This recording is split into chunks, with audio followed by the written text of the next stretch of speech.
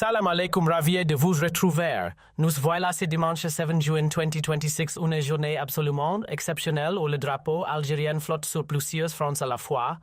Et ADRA, le chantier du siècle, a démarré la section algérienne du pipeline transsaharien à recuser toute première course de pelle, un tournant attendu depuis des générations. Le SADA 2026 vient de baisser le rideau sur une édition qui consacrait la place d'Alger comme moteur économique du continent.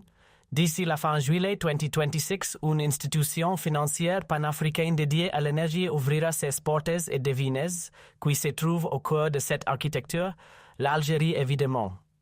Cerise sur le gâteau au moment même où je vous parle, Vladimir Petkovic paraphait la reconduction de son bail avec la Fédération avant de prendre la direction des États-Unis aux côtés des Phoenix. Attachez vos ceintures, on décortique tout cas ensemble. Partie 1. Le gazoduc transsaharien entre dans l'histoire. Les premiers coups de pioche à Adrar. Commençons par ce qui est sans doute la nouvelle la plus importante de cette semaine sur le plan stratégique et géopolitique. Ce jeudi 4 juin 2026 restera dans les annales de l'énergie africaine. À Oulef dans la wilaya d'Adrar au cœur du Sahara algérien, les premiers coups de pioche ont été donnés pour le tronçon algérien du gazoduc transsaharien.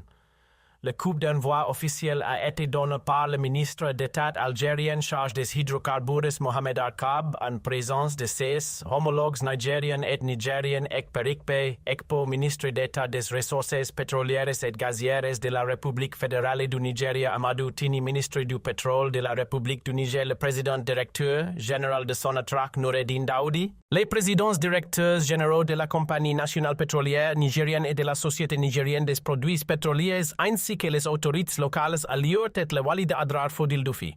Un moment solennel trilatéral pose aux portes du Sahara. Ce lancement s'inscrit directement dans la foulée de la 5e réunion ministérielle du comité de pilotage du gazoduc transsaharien tenue la veille à Alger, qui avait validé et adopté le rapport final de l'étude de faisabilité actualisée du projet. Autrement dit, le jeudi 4 juin, l'histoire paie son passage de la théorie à la réalité du chantier. Le gazoduc transsaharien, c'est quoi exactement? C'est un gazoduc de plus de 4000 km qui relie les champs gaziers du Nigeria dans le golfe de Guinée à l'Algérie en traversant le Niger et le Sahara. À son arrivée en Algérie, ce gaz nigérien rejoindra les infrastructures algériennes existantes de traitement, de transport, de liquéfaction et d'exploitation. Depuis le Centre national de dispatching du gaz de Hassiremel, il sera redistribué vers les marchés régionaux et internationaux, notamment vers l'Europe via les gazoducs Medgaz et Transmed.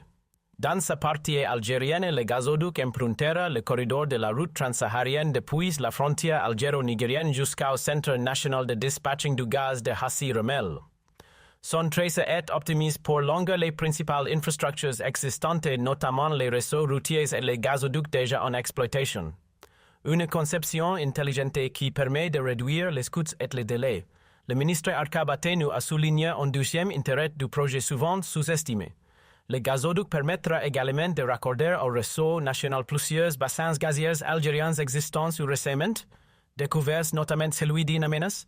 Ces gisements algériens éloignés des infrastructures existantes n'étant pas encore exploitables de manière rentable. Le gazoduc transsaharien crée l'opportunité de les valoriser. Ce que ces projets représentent pour l'Algérie est immense. L'Algérie ne sera plus seulement un fournisseur de son propre gaz. Elle deviendra un pays de transit et de traitement pour le gaz de toute l'Afrique subsaharienne.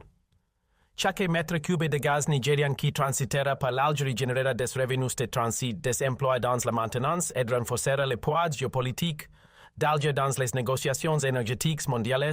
Pour le Niger, chez gazoduc est une sortie par le haut d'une situation économique et énergétique difficile.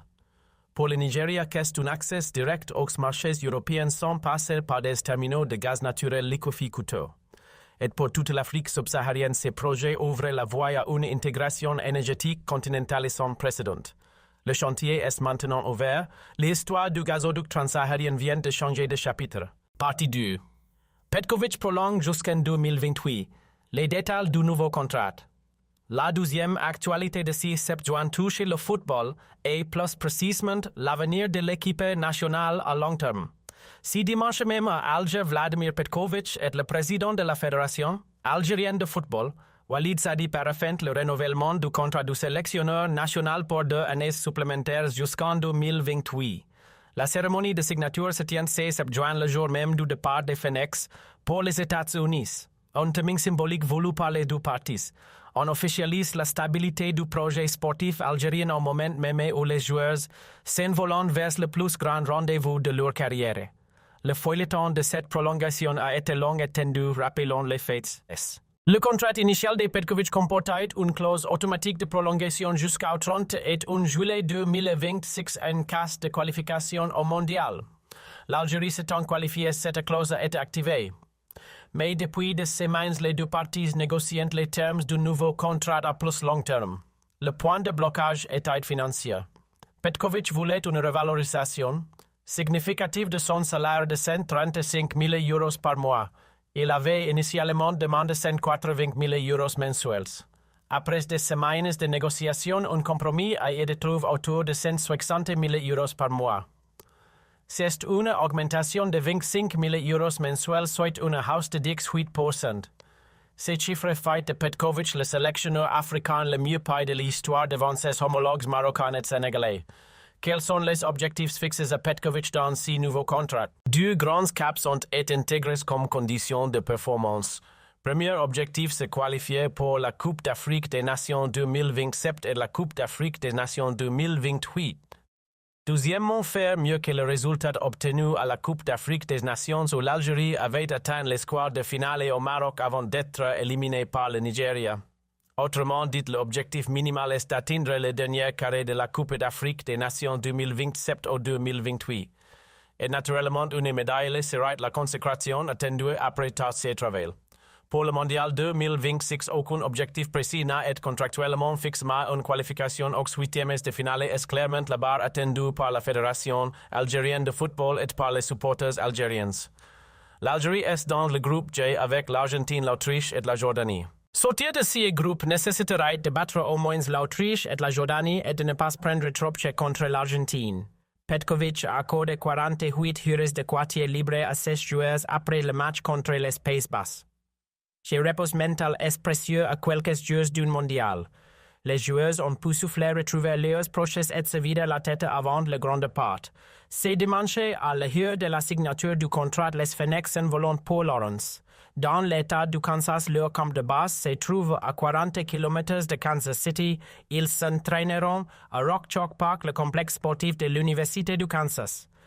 Le dernier match de préparation face à la Bolivie est fixé au 10 juin à Kansas City et le 17 juin à Kansas City, Algérie contre Argentine. Rendez-vous avec l'histoire. Partie 3, la première banque africaine de l'énergie. L'Algérie au cœur du projet. La troisième actualité de ces 7 juin peut être celle qui va le plus marquer la trajectoire économique de l'Afrique dans les années à venir. Et l'Algérie y joue un rôle central. La souveraineté énergétique passe aussi par la souveraineté financière. C'est le principe qui a guidé la décision de créer la première banque africaine de l'énergie, dont la mise en service est attendue pour la fin juillet 2026. Dawn 5, un projet porté par l'Union africaine dans le cadre de la mise en œuvre de l'initiative africaine pour l'énergie propre.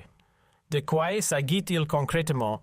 Cette banque sera la première institution financière africaine dédiée exclusivement au financement des projets énergétiques sur le continent. Son objectif est de mobiliser des capitaux locaux et internationaux pour financer les infrastructures électriques, les projets gaziers, les énergies renouvelables et les réseaux de transport de l'énergie en Afrique. Pourquoi est-ce révolutionnaire? Parce que jusqu'à présent, les projets énergétiques africains dépendaient massivement des financements de la Banque mondiale, de la Banque africaine de développement ou des crédits à l'exportation chinois. Ces financements étaient souvent conditionnés par des contraintes extérieures, des délais administratifs interminables et des conditions qui n'étaient pas toujours adaptées aux réalités africaines. Une banque africaine de l'énergie gérée par des Africains pour les Africains est une rupture fondamentale avec ces modèles de dépendance. L'Algérie est directement impliquée dans ces projets. Sa contribution financière fait partie des engagements fondateurs de l'institution. Et géographiquement, l'Algérie représente une noyau stratégique pour les projets énergétiques panafricains. Le gazoduc transsaharien, les lignes électriques du projet Nemo reliant l'Algérie à l'Europe, le programme solaire national. Tous ces projets sont des candidats naturels au financement par cette nouvelle banque. Il faut replacer cette banque dans l'écosystème énergétique africain actuel. Selon les dernières données, 600 millions d'Africains n'ont toujours pas accès à l'électricité. C'est plus d'un habitant sur deux du continent. L'Afrique subsaharienne est la région du monde où le taux d'accès à l'énergie est le plus bas. Et pourtant, l'Afrique possède les plus grandes réserves mondiales de gaz naturel non exploité, un potentiel solaire et éolien colossal et des ressources hydrauliques immenses. La Banque africaine de l'énergie est le mécanisme financier qui doit permettre de connecter ces ressources à ses besoins. Si elle fonctionne comme prévu, elle pourrait mobiliser des dizaines de milliards de dollars dans les premières années. C'est un pari ambitieux, mais c'est aussi la seule manière pour l'Afrique de prendre en main son avenir énergétique. Partie 4. Salon africain des affaires 2026. L'Algérie, locomotive du commerce africain. La quatrième actualité de 6 juin nous ramène dans les allées des grands salons économiques. Alger vient d'accueillir cette semaine le Salon africain des affaires 2026. Un rendez-vous qui rassemble chaque année les décideurs économiques du continent autour des opportunités d'investissement et de commerce intra-africain. Le ministre du Commerce, Tayeb Zitouni, est le ministre délégué auprès du Premier ministre chargé de la prospective et des statistiques. Mohamed Cherif Belmihoub ont officiellement représenté l'Algérie lors de la cérémonie de clôture. Belmihoub a prononcé un discours dans lequel il a particulièrement souligné l'engagement de l'Algérie en faveur du renforcement de l'intégration économique africaine. Si positionnement n'est pas anodin, il dit que l'Algérie ne se contente plus d'être présente en Afrique. Elle revendique un rôle moteur dans l'intégration du continent. Le Salon africain des affaires 2026 a réuni des délégations d'affaires de plus de 30 pays africains. Les secteurs au cœur des discussions, l'énergie, l'agriculture, l'agroalimentaire, les bâtiments et travaux publics, les technologies numériques et la logistique. Des secteurs dans lesquels l'Algérie est en train de construire des positions compétitives solides. Plusieurs accords de partenariat commercial et d'investissement ont été signés en marge du salon entre des entreprises algériennes et leurs homologues du continent. Les détails précis de ces accords seront communiqués dans les prochains jours, mais la tendance est claire. Les entreprises algériennes sortant de leur marché domestique et vont chercher des opportunités en Afrique subsaharienne, en Afrique de l'Ouest et dans le Maghreb. Ce qui est particulièrement intéressant dans l'édition 2026 du Salon africain des affaires est la présence accrue d'entreprises privées algériennes, pas seulement des groupes publics. Les petites et moyennes entreprises algériennes commencent à regarder vers l'Afrique. Elles voient dans les marchés africains des opportunités que le marché intérieur saturé ne peut plus leur offrir. C'est un signe de maturité économique important. Dans son intervention, Belmihoub a mis en avant un chiffre clé.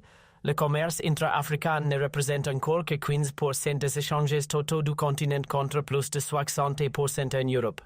Le potentiel de croissance est donc énorme et l'Algérie, avec sa position géographique unique à la jonction entre le Maghreb, le Sahel et la Méditerranée, a les atouts pour être au centre de cette intégration économique qui se construit. Le Salon africain des affaires 2026 s'inscrit dans une série d'initiatives qui montrent que l'Algérie prend la question africaine au sérieux. Le don de la centrale électrique au Niger, les accords avec Sonatrach et la société nigérienne des produits pétroliers, le gazoduc transsaharien, la participation active à la Banque africaine de l'énergie. Si n'est pas une politique de communication, c'est une stratégie de puissance africaine qui se déploie méthodiquement. Voilà pour 6 juin 2026, un dimanche chargé d'histoire pour l'Algérie. Le gazoduc transsaharien a vécu son moment le plus historique depuis des décennies. Les premières coupes de pioche du tronçon algérien ont été données à Oulef Adrar le 4 juin en présence des ministres des hydrocarbures algériens, nigériens et nigériens. Un projet de 4000 km qui change la carte énergétique de l'Afrique avec l'Algérie au centre du dispositif. Petkovic signe aujourd'hui même sa prolongation jusqu'en 2028. Salaire de 160 000 euros par mois. Objectif Coupe d'Afrique des Nations 2027 et 2028. Et les Phoenix s'envolent aujourd'hui pour les États-Unis. Le 17 juin, Algérie contre Argentine à Kansas City. La première banque africaine de l'énergie sera opérationnelle fin juillet 2026. une institution 100% africaine pour financer les projets énergétiques du continent. 600 millions d'Africains sans électricité attendant ces mécanismes depuis trop longtemps et le Salon africain des affaires 2026 confirme le leadership algérien dans le commerce africain. Des entreprises de 30 pays des accords signés est un message clair: l'Algérie est la locomotive économique de l'Afrique du Nord et du Sahel. L'Algérie avance sur tous les fronts avec méthode et avec ambition. Likez si cette vidéo vous a apporté quelque chose.